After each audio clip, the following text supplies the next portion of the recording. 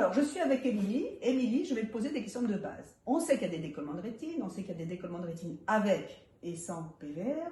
Qu'est-ce que c'est que la PVR? Je voudrais savoir la physiologie pour comprendre ça. à quoi. C'est juste parce que pour le chirurgien, c'est juste ce qu'on n'aime pas voir arriver.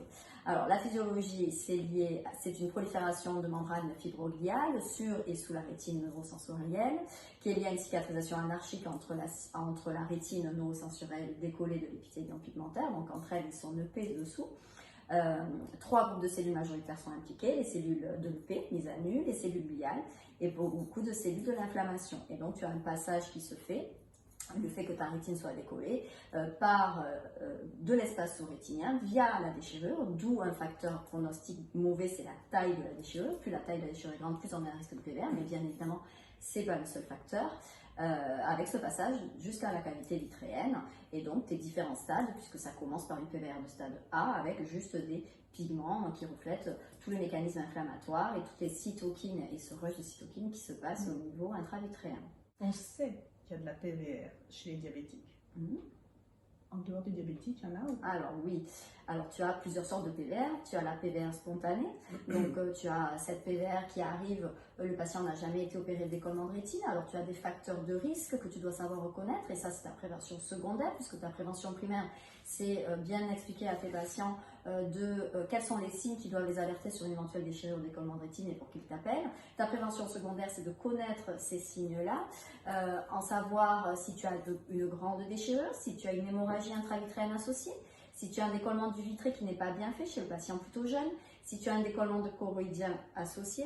Ensuite, tu as un autre facteur de risque de PVR, c'est dans les PVR spontanés, je parle, et c'est une PVR qui est extrêmement, je pense comme ça, c'est la PVR à laquelle on ne pense pas, c'est la PVR aiguë. Ça, c'est souvent des patients plus jeunes qui n'ont pas leur vitré, comme on le sait, bien détaché, et chez qui le segmentiste antérieur va de suite remarquer des signes inflammatoires. D'ailleurs, on sait que plus tu as de Tyndall, mais nous on ne va pas forcément le remarquer, mais dans les CHU, ils font souvent un laser flair émetteur en chambre antérieure. Mais tu peux avoir tous ces signes de la rupture de la barrière hématorétinienne, que je n'ai pas cité d'ailleurs dans la physiopathologie tout à l'heure, mais on en est là quand on a de la PVR, on a une authentique rupture de la barrière hématorétinienne.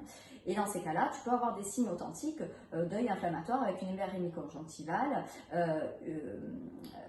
parfois même un myosis et voire un décollement choroïdien associé, ainsi que des signes de gravité du décollement de rétine qui sont la baisse de la PIO, plus tu as un œil hypotone, et aussi à l'interrogatoire. Si le patient te dit que c'est arrivé très vite et que ça a progressé à une vitesse grand V, voilà, donc non, il n'y a pas que les diabétiques, loin de là.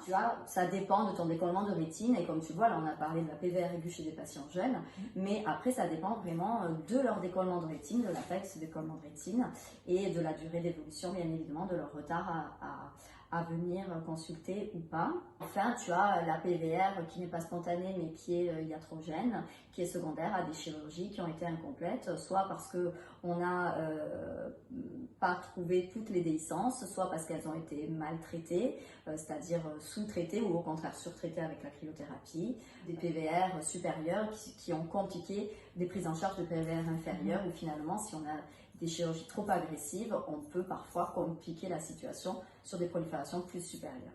Oui, donc le mieux est l'ennemi du bien. Exactement. Voilà. En fait, moi qui suis néophyte et qui ne comprends rien, j'ai un patient qui arrive, qui a un décollement de rétine. Est-ce qu'on peut dire que plus ils sont jeunes, plus il faut me méfier? Oui. Voilà. Un décollement de rétine dans un contexte inflammatoire, je me méfie. Oui. S'il a saigné, te méfie. S'il a saigné, je me méfie. S'il a des grandes descentes, te méfie. Voilà, c'est ça. Et si l'interrogatoire tu trouves que c'est vraiment rapide.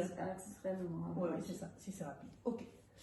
Bon, ben déjà, j'ai mes facteurs de risque. Évidemment, j'appelle Émilie, je te les envoie en urgence. Si tu veux. Et voilà. Et après, c'est toi qui es dans la misère. Je ne suis pas dans la misère. On va faire simple. Il y a eu plusieurs études, mais en fait, comme le dit très bien Yannick Lemaire, en fait, les classifications, il faut rester simple. C'est-à-dire que ce qui est important dans la PVR, c'est de connaître la gravité, de savoir si ta PVR, elle est juste un stade A, juste des pigments, ou un stade B, ça tu t'en souviens, c'est l'enroulement du lobe postérieur de ta déchirure, ou un plissement dans cet endroit-là de ta rétine, avec parfois une petite tortuosité, des micro-vaisseaux, mais tu n'as pas du tout de rigidité rétinienne, donc là, et la B, on n'est pas trop dans l'embarras parce qu'on va opérer notre décollement de rétine. Et même, c'est bien parce que même la voie, la cryoaugmentation, et moi je continue à prôner cette chirurgie chez les patients jeunes et fac, elle reste autorisée jusqu'à une PVR de stade B, bien évidemment. Et ensuite, tu passes à la C et pour rafraîchir les souvenirs, on va faire simple. Dans la C, il va falloir savoir si elle est antérieure ou postérieure, ta PVR. Et tu as 5 stades, les premiers étant postérieurs, 1 et 2.